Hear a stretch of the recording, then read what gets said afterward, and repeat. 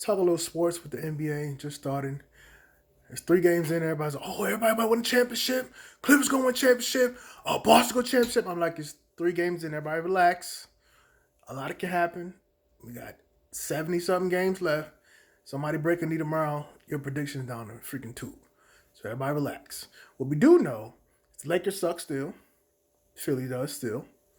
And the Nets are still lost. So the same stuff last year has happened this year.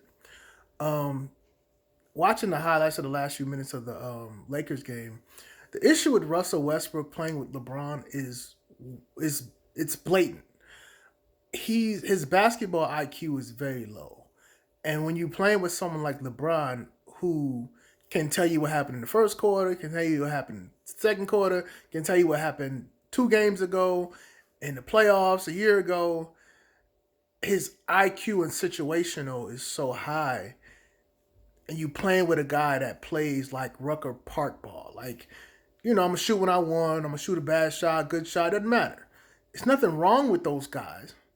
I'm an old Knicks fan, so Stephon Marbury, Starks, like these guys were loose with the ball, but you lived with it because they were so good when they were on. Latrell Sprewell, stuff like that, like Carmelo Anthony. When guys are inconsistent up and down, that's okay if you're on a team that's not expected to go anywhere. But also, you're also okay with it. With that's the only guy on your team. It's like you're the superstar. You want to go up and down, that's fine. We got a whole bunch of losers out here. It doesn't matter. But when you're playing with LeBron James, it's more glaring. So you look at LeBron like, what are you doing? Why would you shoot that shot? We're up 7, we're up 5, we're up 3. And then his response is saying, well, we're trying to get 2 for 1. 2 for 1 is for the people who are losing. When you're up, you want to get what?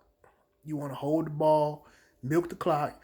Even if you're tied, you want to get a good shot. Let's say you're down 1 or 2, you want to get a good shot. You don't want to, potentially give the ball back to the team quickly, but also situational. You're shooting a mid range with no big man down there. You can't get a rebound. You can't get a putback. You can't get anything in case you missed this shot. He's shooting 4 for 10. The likelihood of him making that shot was very slim.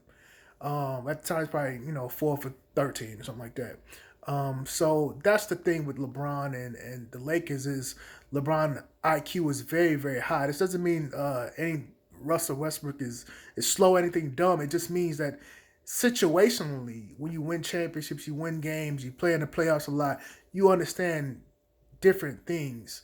And that's just like experience any other thing, any other field with experience comes more knowledge and stuff like that. But yeah, it looks bad.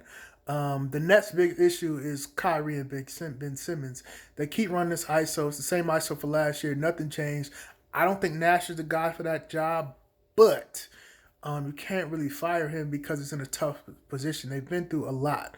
They had James Harden. Kyrie sat out for a whole, few months or a year and a half or half a year. They just got Ben Simmons incorporating him in the offense. So it's kind of like you blaming the coach, even though we've had a lot of moving pieces. Um, but I don't think they're going nowhere. Philly is the same situation. James Harden will shoot a whole bunch of shots, and Embiid and him don't fit. The interesting part of the season, I think, are can the Clippers overcome being the Clippers? The Clippers historically have been the second team in LA, of course. But if they can be healthy, and that's the key, can Paul George and Kawhi, John Wall stay healthy enough to lead them to a deep playoff run is the key. Now, what they're doing is resting Kawhi basically one every other game or 1 game every 3 games or something like that.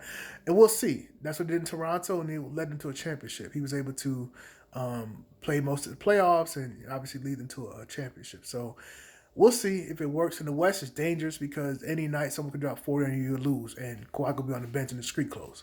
But we'll see. But I think I like the Pelicans also. They're another situation. If Ingram and Zion can stay healthy, if Zion can get a jump shot, but Zion's playing great, he looks great. But if they can stay healthy, the Pelicans and the Clippers will make a deep run at the Warriors. So we'll see.